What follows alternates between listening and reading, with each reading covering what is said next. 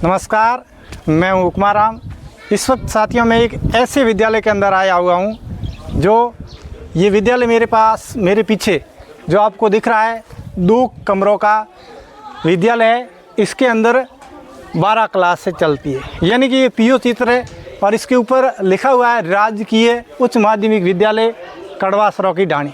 आप कल्पना कीजिए कि ये विद्यालय वास्तव में राजस्थान का शायद मेरे हिसाब से सबसे शानदार और बेहतर विद्यालय हो सकता है। तमाम हमारी जो सरकारें हैं ये दावे करती है कि हम शिक्षा के क्षेत्र में बेहतर कर रहे हैं। वास्तव में ये जो विद्यालय आपको दिख रहा है, इसको देखकर आपको क्या लग रहा है? 12 क्लास यहाँ इस विद्यालय के अंदर चलती है। मैं आगे यहाँ पर आपको दिखाऊंगा कि मात्र जो 2 रूम है, मात्र 2 रूम है। एक के अंदर ये सर यहाँ पढ़ा रहे हैं, आप यहाँ देख रहे हैं, और दूसरा ये एक रूम है। यहाँ इसके अंदर फिलहाल 7 क्लास है और फर्स्ट से लगाकर 12 तक पूरी क्लासें यहाँ पर रनिंग है, यानी कि क्लास 8, क्लास 10 और क्लास 12। वो फिलहाल बोर्ड का एग्ज़ाम है, 3 क्लासें यहाँ पर अभी इस वक्त नहीं है, लेकिन बाकी की जो पूरी क्लासें हैं यहाँ पर लगी हुई है। यहाँ पर ये जो 9 क्लास के बच्चे हैं यहाँ पर बैठे हुए हैं और इसके अंदर ये 11वीं क्लास है, इसके अंदर ये बच्चियाँ पढ़ रही है।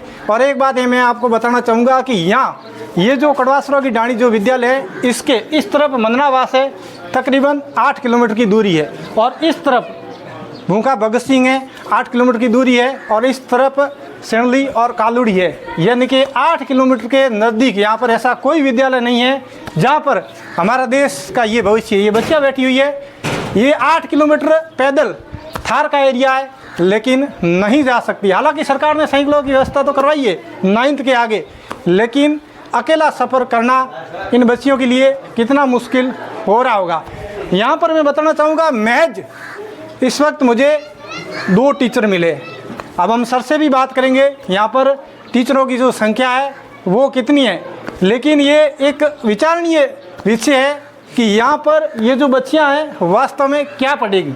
यहाँ पर बोर्ड तो इनके सामने लगा हुआ है, लेकिन पढ़ाने वाले टीचर नहीं हैं। ये ज़मीनी हकीकत है।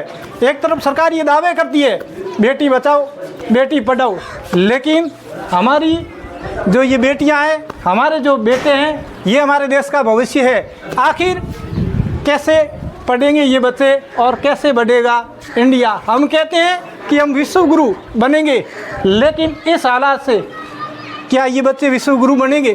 क्या ये भारत को विश्व गुरु बनाने में सक्षम होंगे? यहाँ पर कोई टीचर नज़र नहीं आ रहा। 2 टीचर बेशक ज़रूर है, एक उधर है, एक यहाँ प्रधानाचार्य है जो ऑफिस के अंदर काम करे। ये पीओ क्षेत्र है और इसके अंडर में 7 विद्यालय आते हैं। आप कल्पना कीजिए कि महज 2 रूम का ये राजकीय उच्च माध्यमिक विद्यालय। आप कल्पना कीजिए कि हमारे राष्ट्र ने इस शिक्षा के क्षेत्र में कितनी प्रगति की है। तो यहाँ पर प्रधानाचार्य भी है हमारे साथ जो अपने काम में लगे हुए हैं, तो हम इनसे सर से बात करने की कोशिश करेंगे। नमस्कार सर जी, क्या नाम है आपका? मेरा नाम सूरज वैष्णव है। सुरेश जी, सूरज अच्छा, वैष्णव। ये कौन सा विद्यालय आपका, क्या नाम है इसका? राजकीय उच्च माध्यमिक विद्यालय कड़वा सरौकी ढाणी। कड़वा सरौकी ढाणी। कितना स्टाफ है आपका? हमारे यहाँ पद सेक्शन 5 के हो रखे हैं और 4 वर्तमान में पोस्टेड हैं।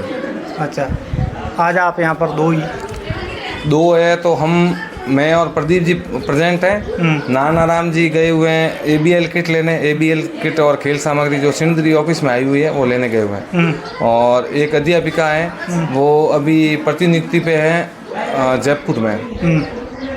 तो ये 4 जने हैं। अच्छा, तो फिर 12 क्लास है, 12 की 12 रनिंग है? बिल्कुल, 12 की 12 रनिंग है। इस पिछले बार भी 12 रनिंग थी, इस बार भी 12 रनिंग है।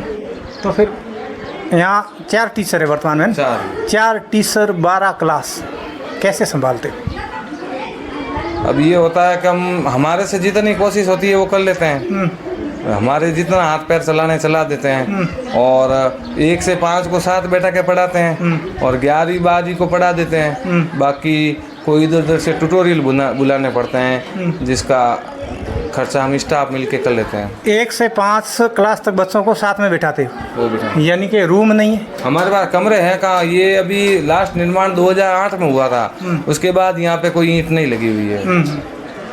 अच्छा, 2008 के बाद? 8 के बाद। अच्छा, तो फिर यहाँ पर जो 9 है, 10th है, 11 है, 12 है, जो भी क्लासें हैं उनको रूम 2 ही है? 2 कमरे, एक रूम वहाँ है, एक रूम वहाँ प्राइमरी तक के बच्चे पढ़ते हैं। 1 से 5 वहाँ बिठा देते हैं। इन 2 रूमों के अंदर बाकी की जो है 7 क्लास कैसे अभी बढ़ेगी? क्या है, गर्मियों के सीजन है ना, तो हम अभी तो कमरों में बिठा देते हैं 2 क्लास को साथ में। अभी जैसे अभी मार्च का महीना है तो 10वीं फ्री हो रखी है, 12वीं फ्री हो रखी है, 8वीं फ्री, तो 3 क्लासें फ्री हो गई ना, तो हम 2 क्लासों को साथ बिठा देते, बाकी सारे बाहर ही बैठते थे धूप में। बाकी हमारे पास ऑप्शन ही नहीं है, कहाँ बिठाएं। जब 2-4 टीचरों का स्टाफ है तो फिर ये बच्चे कैसे आगे पढ़ेंगे, कैसे बढ़ेंगे? वो सर हमारे हाथ में है नहीं कुछ भी, वो सरकार के हाथ में। क्योंकि जब ये स्कूल क्रमोन्नत हुआ था माध्यमिक में 1/11/2021 को, उस समय 10वीं हुई थी, तो उस समय हम 5 जने थे, एक सेकंड ग्रेड थे, उनका ट्रांसफ़र हो गया। और उसके बाद ये बजट था ना 23 मार्च को 2022 को, उस समय क्रमोन्नत होकर उच्च माध्यमिक हो गई। पर उस समय सरकार ने 5 पद ही सेक्शन किए थे, एक प्रिंसिपल का और 4 तृतीय श्रेणी अध्यापकों के। उसके बाद पद सेक्शन हुए ही नहीं। अच्छा, समस्या ये है।